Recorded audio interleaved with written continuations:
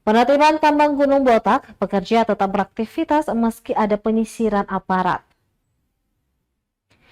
Meski sudah memasuki hari kelima operasi Peti Salawaku di Gunung Botak, aktivitas penambang ilegal masih terus berlangsung.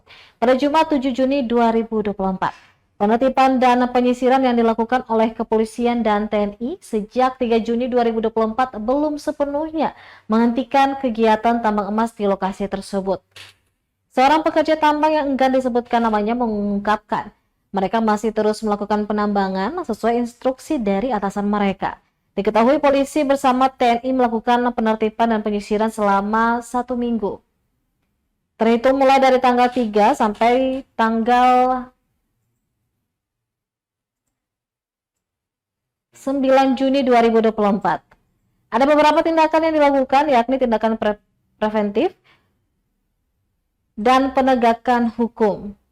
Tindakan preventif direncanakan berlangsung dari tanggal 3 hingga tanggal 5 Juni 2024, sedangkan tindakan preventif pada tanggal 6 dan 7 Juni 2024. Penegakan hukum akan dilakukan pada tanggal 8 dan 9 Juni 2024.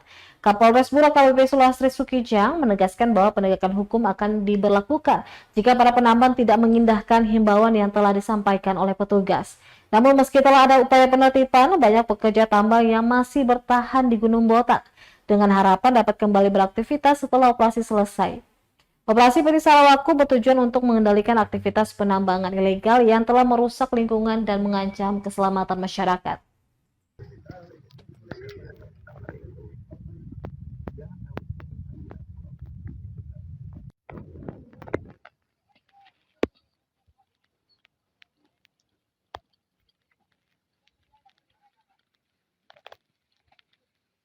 Download Tribun X sekarang, menghadirkan lokal menjadi Indonesia.